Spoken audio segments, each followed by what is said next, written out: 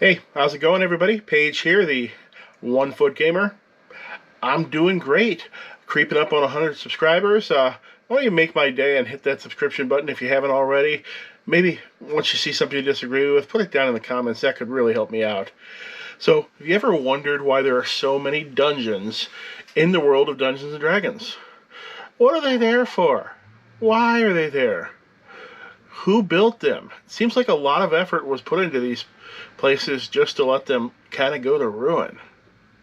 Now, I think if you want to start answering that question, you're going to take yourself to the Monster Manual. Now, the Dungeons and Dragons world seems to have all those same animals that we do. They've got bears and lions and tigers and everything else.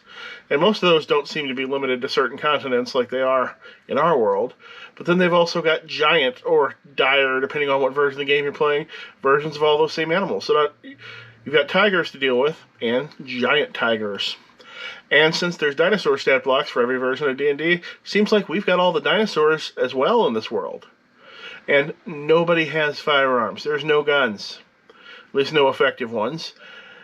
Which means your normal humans are not going to be a good match for a giant tiger, even when you've got a lot of them. That's a terrifying world for normal humans, isn't it? Now to add to this, we're going to think about there's all these other humanoid species on the planet that are competing with the humans.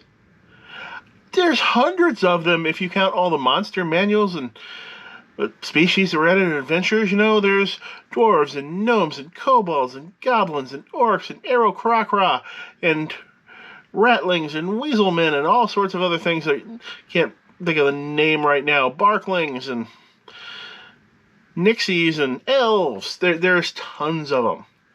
Bugbears. And pretty much every one of those species are more powerful than humans, with the exceptions of... Actually, no, even kobolds are pretty much a match for the average human, because the average human has D4 hit points just like the kobold does. But some of these creatures are giants. They're up to 20 feet tall. Now, let's not forget about the giant insects, the hundreds of species of undead, all the various undefeatable human to horse-sized monsters. You know what I'm talking about. Something that needs a magic weapon to be damaged. Things with save or die abilities like Medusas or things with breath weapons.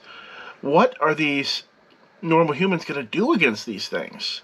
And these things are naturally occurring within the game world. They're part of the, the ecology of these worlds.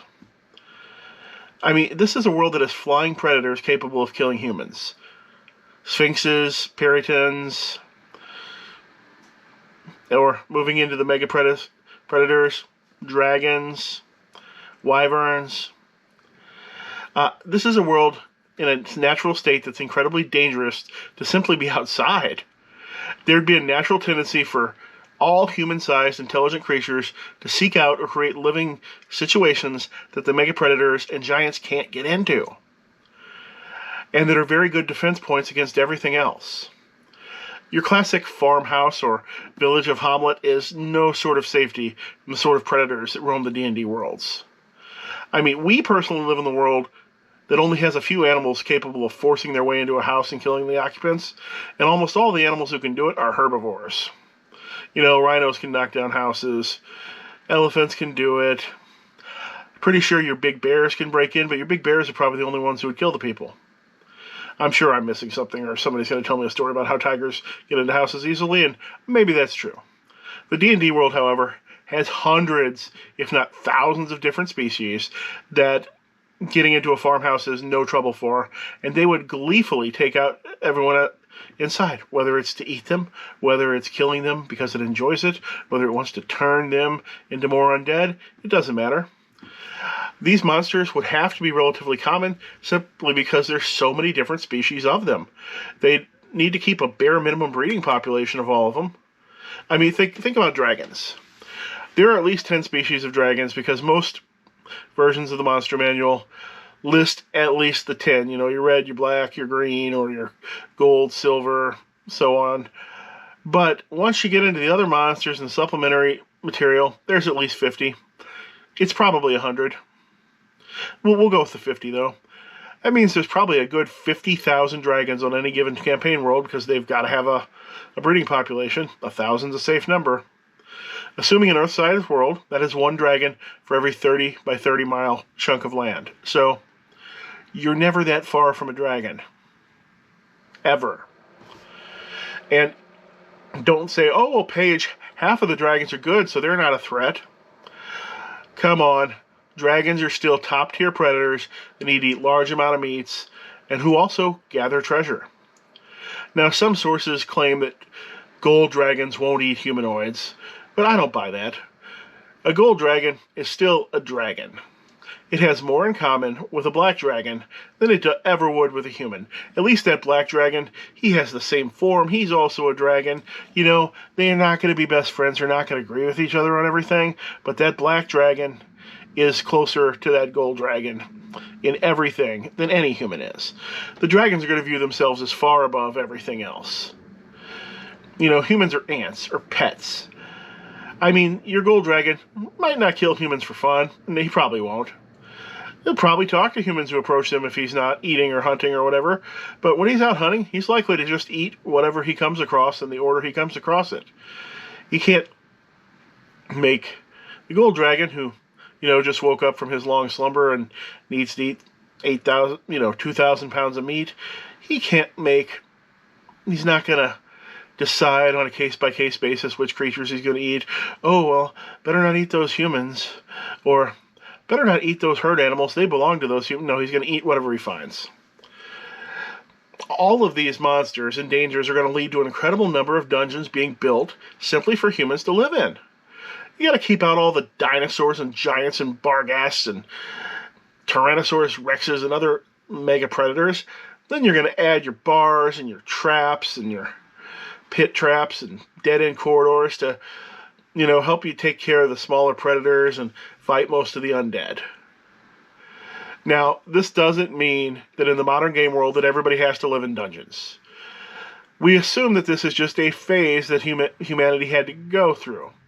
You know, after a few thousand years of civilization, most of your mega predators and monsters have been driven to extinction or near extinction in civilized lands. So humans can live in houses again because there's not, you know, they don't have to worry about there being an Ankeg colony half a mile out of town.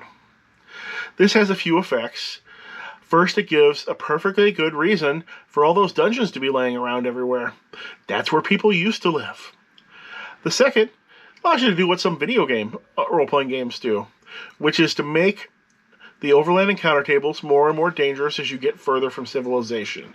Now, I know the base D&D game doesn't do it. If you're in a forest, you get the same forest encounter table whether you're 1 mile from town or you're 500 miles from civilization. But I think the 500 miles from civilization forest encounter should be much more dangerous because, you know, they haven't had humans keeping that forest clear of predators for thousands of years. Finally, people on the edges of society, maybe they do still live in dungeons, you know. Or their homes or towns might just have monster shelters in them that people can flee to if something attacks. And finally, the idea that most people used to live in dungeons can also account for the more wild and feral humans that were still living in dungeons in so many classic adventures and encounter tables. Alright, so what do you think about that idea? Because that idea is about all I've got for today. If you think I am crazy, post that in the comments. If you agree with me or have any insights on it, post it in the comments. Just post something in the comments if you could. Thanks, and I hope to see you again soon.